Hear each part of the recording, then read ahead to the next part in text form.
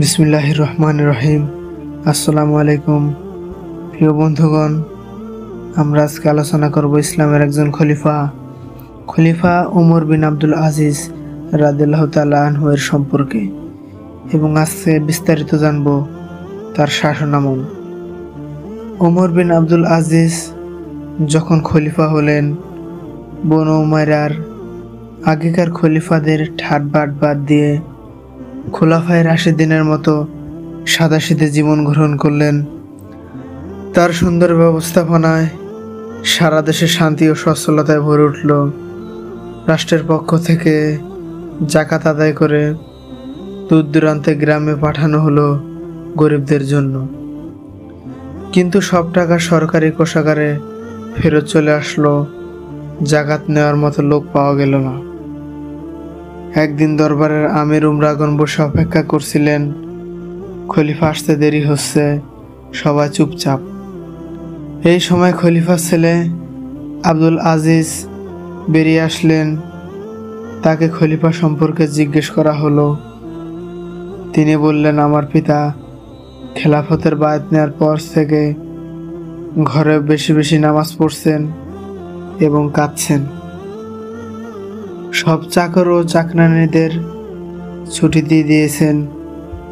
গতকাল রাতে আমার মা ফাতেমা যখন তার ঘরে যান, তো দেখেন তিনি কাঁদছেন। মা জিজ্ঞেস করলেন, আপনার কি হয়েছে? কোনো দুর্ঘটনা কি ঘটেছে যার জন্য আপনি কাঁদছেন? তিনি বললেন, ফাতেমা, আমাকে উম্মতে মুহাম্মাদের ভালো মন্দের দায়িত্ব দেওয়া হয়েছে।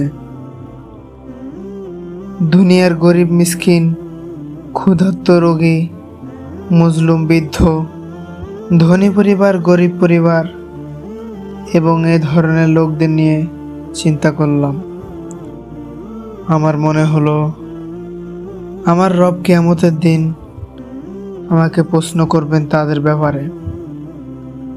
আমার ভয় হয় যদি সেদিন যথার্থ উত্তর না দিতে পারি, সেজন্য কেঁদে ফেলেছি। খলিফা সেই রাতে ঘর থেকে বের হলেন। খলিফার নিজস্ব নিরাপত্তা বাহিনীর কমান্ডার খালিদের সাথে দেখা হলো। খালিদ খুব শক্ত মেজাজের লোক ছিলেন। খলিফা খালিদকে বললেন, তুমি এই দায়িত্ব থেকে মুক্ত হয়ে যাও।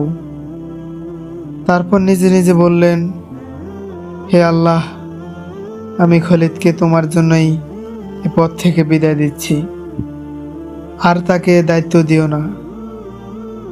তারপর নিরাপত্তা বাহিনীর সমস্ত লোকের খোঁজ খবর নিলেন। তাদের মধ্যে উমর বিন মুজাহির আনসারীকে দেখলেন। খলিফা তাকে ডেকে বললেন, উমর, তুমি জানো আমার আর তোমার মধ্যে শুধু ইসলামের সম্পর্ক, কোনো আত্মীয়তা নেই। আমি তোমাকে এমন জায়গায় বেশি বেশি কুরআন তেলাওয়াত করতে ও নামাজ পড়তে দেখেছি, কিন্তু তোমার বিশ্বাস ছিল যে কেউ তোমাকে দেখছে না। তুমি আনসার বংশের লোক। এই তলোয়ার ধরো, আমি তোমাকে নিরাপত্তা বাহিনীর সেনাপতি হিসাবে নিয়োগ করলাম। হযরত ওমর বিন আব্দুল আজিজ তার খেলাফতের প্রথম দিন খুব সাধারণ কাপড় পরে খেলাফতের সিংহাসনে বসলেন। মাথা নত করে আল্লাহর প্রশংসা করলেন। তারপর নিজের বংশ বনি উমাইয়াকে বললেন, আপনাদের সবার সরকারি কোষ থেকে বড় বড় বেতন নির্দিষ্ট ছিল।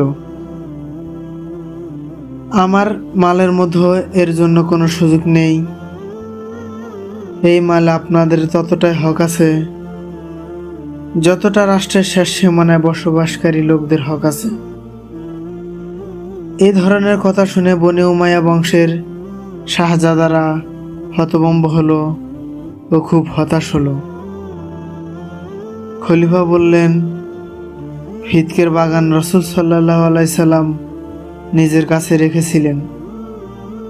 এর আয় দিয়ে গরিব মিসকিনদের প্রয়োজন পূরণ করা হতো।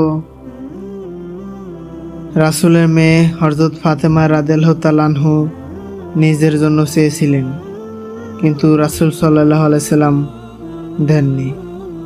হযরত আবু বকর ও হযরত ওমর রাদিয়াল্লাহু আনহু এর সময় পর্যন্ত এভাবেই ছিল।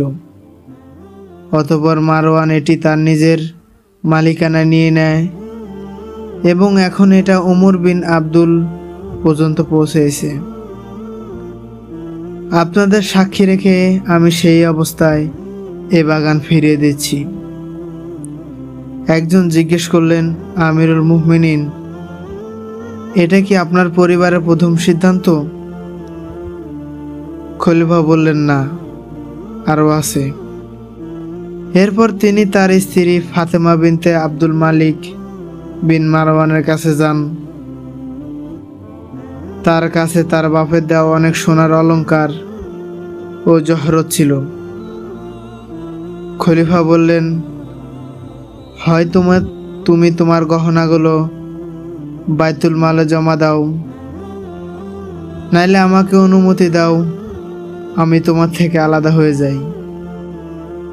আমি পছন্দ করি না যে তুমি আর তোমার গহনা এ বাসায় থাকুক। ফাতেমা বললেন, এই গহনাপত্র কি? এর চেয়ে হাজার গুণ জিনিস থাকলেও সেগুলো ত্যাগ করে আমি আপনার সাথে থাকব। ঘর থেকে বাইরে এসে দেখলেন বনু উমাইরার বড় বড় নেতারা হাজির। খলিফা তাদের সামনে বাইতুল মালের কোষাধ্যক্ষকে ডাকলেন ও জিজ্ঞেস করলেন, আমার আগের খলিফাদের দৈনিক ভাতা কত ছিল? সে উত্তর দিল, 10,000 দিরহাম। হযরত ওমর বিন আব্দুল আজিজ রাদিয়াল্লাহু তাআলা আনহু এর চেহারার রং বদলে গেল। তিনি মজলিসে বসা লোকদের জিজ্ঞেস করলেন, আমার জন্য কত নেওয়া জায়েজ হবে? লোকেরা বলল, আমিরুল মুমিনিন, যদি কম নিতে চান তবে অর্ধেক নিন। তিনি হেসে বললেন, আমি সিদ্ধান্ত নিয়েছি যে আমার সংসার খরচ 2 দিরহাম থেকে বেশি না হোক।